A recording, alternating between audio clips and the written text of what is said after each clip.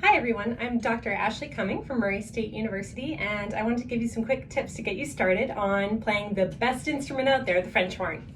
All right, the first thing you need to know is how to hold this thing, and there are a few things to look out for. Now, first is your left hand. You want to make sure that your finger fits. There's a pinky hook at the very bottom for you, and you can stick your pinky in there.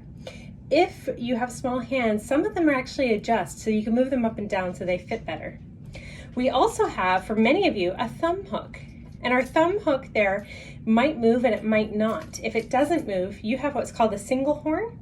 And if it does move, that's what we call a double horn. Now again, if you have small hands, they may be adjustable for you. So you can take a look and ask your band director. Your 3 fingers are going to go on the different valves, okay, on these keys. And they're going to help you change the notes. And that'll get you started on that. My French horn is a little bit different because I have an extra little spot to help hold my horn up. You probably don't have one of those, but don't worry too much about it. All right, now our right hand, we have to figure out what to do with. And there's a few different ways that you can hold this. And I'm gonna show you 2 different ways. One more for beginners and one for someone who's a little bit more advanced. But the idea is the same with both. First of all, you're going to use your hand like you're almost swimming. It's slightly cupped, but your wrist in your hand is fairly straight, sort of like, hey mom, give me $5. Okay, keep your hand fairly straight. If you're small or just starting out, you may put your hand on the inside of the bell, just like that, where it's still fairly straight. But notice that my hand is pretty far in the bell there. If you're looking down, if you see where this brace is here, your hand is pretty much under there, okay?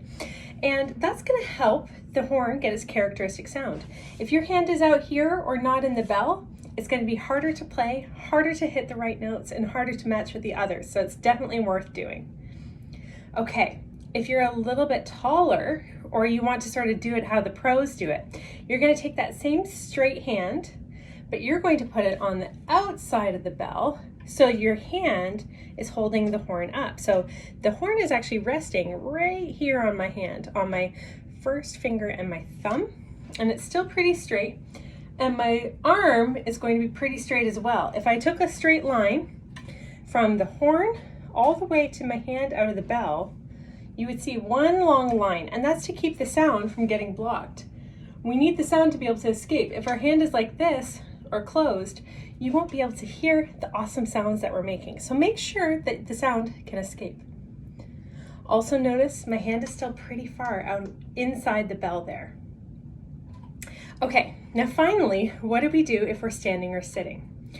Now, the idea is the horn is going to be up to your lips about the same angle as your teeth are. So it's kind of coming at a bit of an angle, but not straight up like this. We don't want to push too hard on either of our lips, or else we're going to be hurting, especially if we have braces. So a little bit of an angle, and you can kind of tilt the horn this way so that it feels kind of comfortable because you want to be as symmetrical as possible. And you don't want anything to block the sound. So if we were standing up, my horn is kind of tucked at the side, by the side of my hip, and you can see the sound is still going to be able to escape. If I'm sitting down, we can sit down and play like that, which we call off the leg. So it's still tucked into the side of my hip. Or if you find that the horn is a little bit heavy or a little bit big, you can play what's called on the leg. So you can have your horn resting on your leg, just like that, as you're sitting and playing. Now the trick with this is that you want to make sure that you're not covering the sound at all. So make sure that your horn is turned in a way that all that great sound is coming out. So as we're playing, and I'll see if I can show you here, if the horn is like this, we won't be able to hear your great sound. So if the horn is a little bit more like that, so it can point out, then we'll be able to hear it. If it is too big for you, and the horn is much too big, then move the horn a little bit forward on your leg and you can lean forward to match it. And that will make it a little bit easier for you to play. If it's too low, you can also put your foot on a book or bump it up against your chair, and that will help raise your horn so that it's easier for you to get the right angle. So, rule of the day, make sure nothing is blocking that great sound.